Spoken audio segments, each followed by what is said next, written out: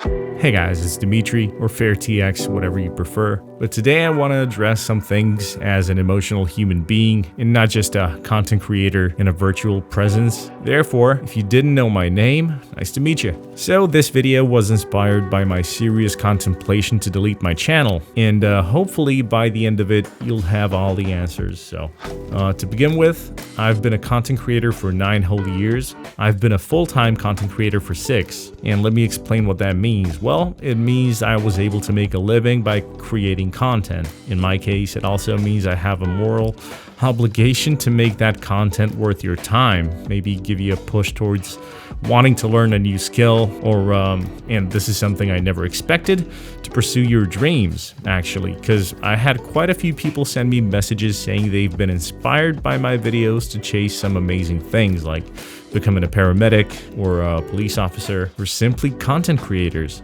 Now, with that in mind, I should probably call myself an influencer, but I'm not gonna do that because I'm not a fan of that word. You know, not the word itself, but rather what it represents today. You also might wonder which videos in particular were they so inspired by, and usually it was the longer form movie type videos. Now the funny thing is, almost all of those videos, like Chasing Kappa Trilogy, The Guide, Lord of the Things, Shooter Born in Heaven, each of those videos were both inspired by and heavily influenced by some mental struggles I was going through during those respective times. So what happened? Well, a handful of viewers were able to read between the lines and actually got the point, right? But that's the thing. It can be just a relatable video that'll make you laugh for a few minutes, or, you know, it's gonna make you think for a bit. It's like, I don't mind being told I suck when I show off failing in a game multiple times in a row, or being complimented when I make a good shot or whatever. But I very much appreciate the questions like, hey, how did you make that scene? Or how did you make his eyes do the crazies? Or how do you make your characters, etc.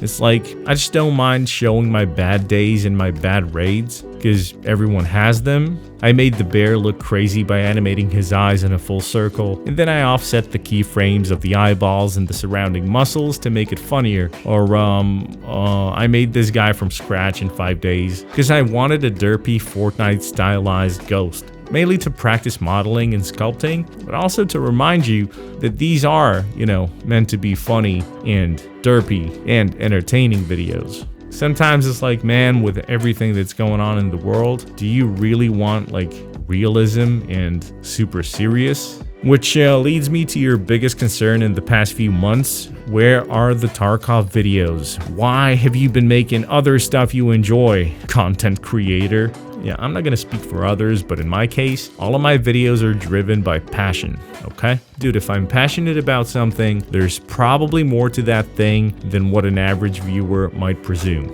Most importantly, there's a story behind it, and for every good story, there's an even better backstory. So to answer your question in the quickest way possible, I stopped playing Tarkov for a bit because I couldn't enjoy it anymore. There you go. I think they've overextended on the content part without previously having addressed the issues that, you know, are slowly making people bitter and angry and are driving them away. And please save the maymays for another time. You know, it's not supposed to be fun, yada yada.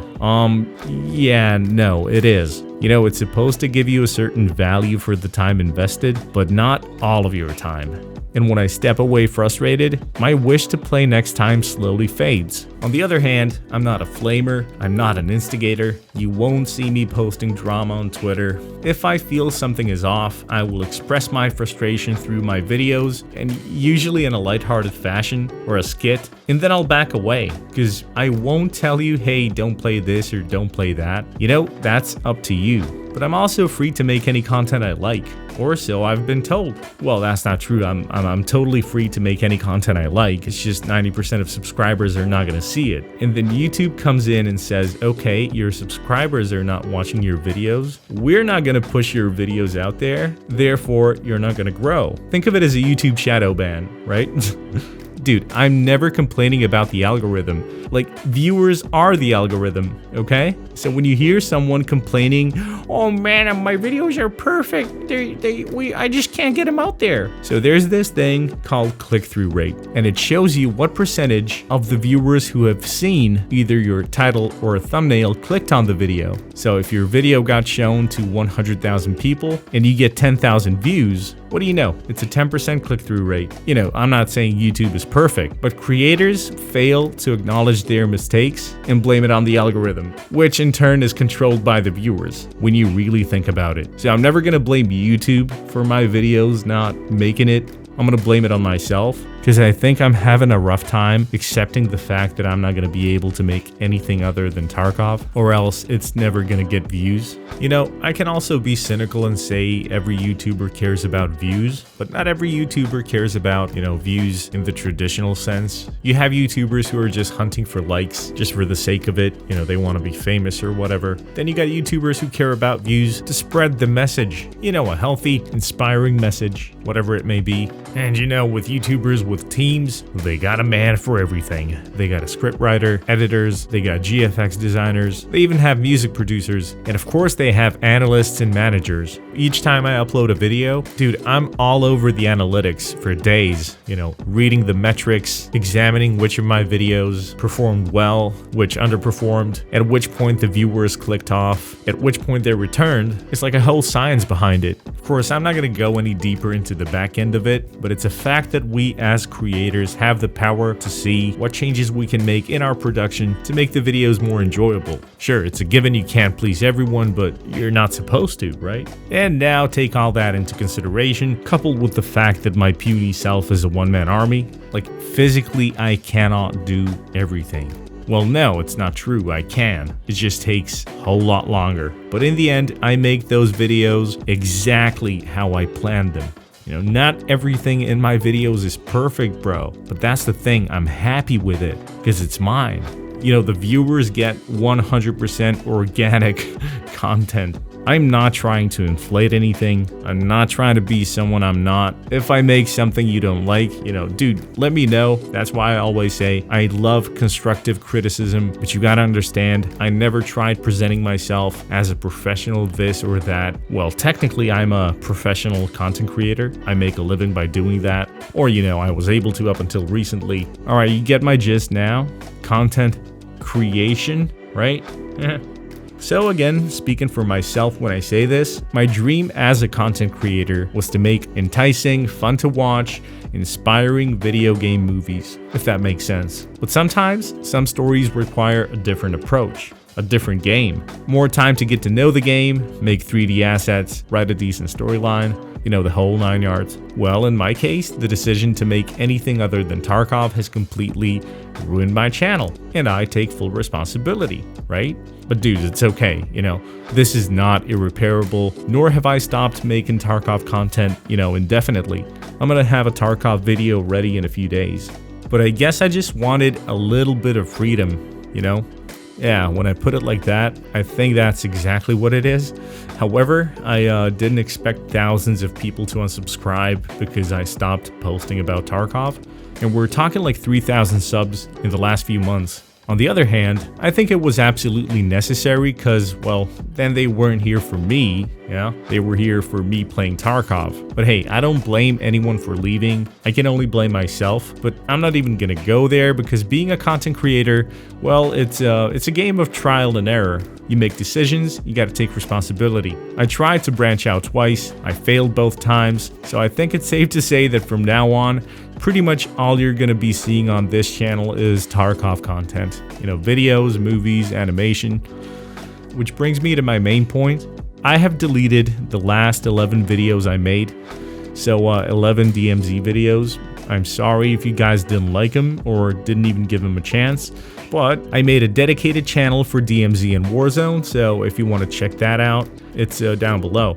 The channel is appropriately called And one more thing I wanted to explain is why I put so much effort into creating a video. Well, the short answer would be because I want them to be worthy every minute of your time watching. And a bit longer version would have to include my need to stand out from other content creators, which these days is quite hard. Dude, let's just say that there are over 50 million YouTube channels. And everyone wants to stand out, okay? They got their channels to a level at which they're making enough money to pay for a few editors, graphic designers, and whatnot. And before you know it, the content creator becomes the content provider. There, I said it, okay? Bro, you're never gonna convince me that just playing video games makes you a content creator. Well, it does if you're streaming, okay? Because it's real time and it's got a whole other vibe to it. But on a video-based platform, it makes you a gamer, okay? What did you create? I think having help is one thing, but just keep in mind that no one can translate your personality while making a video. And I'm totally cool with the fact that I might never be a hotshot in the gaming world, due to the fact that I probably spend way more time on projects than you guys would like. But at the end of the day, it's who I am. Can't help it. It's my personality you see and hear. It's my quirky Michael Scott versus Dwight Schrute style skits. And if it means I have to make a totally new channel in order to branch out, well, that's exactly what I'll do because I value this community and I would never intentionally do anything to hurt the integrity this channel has. Or had. I don't even know anymore. Yeah, I'm just a bit tired. Raising 2 kids is beautifully exhausting, and when I finally sit down to make a video or play a game for a few hours at 9 p.m. at the end of a long day, I don't want it to feel like a chore, okay? So I'm sure this idea of making a dedicated channel for DMZ was a good choice, but yeah, like I said, I deleted the last 11 videos, but you'll be able to find them on Frank the Flank.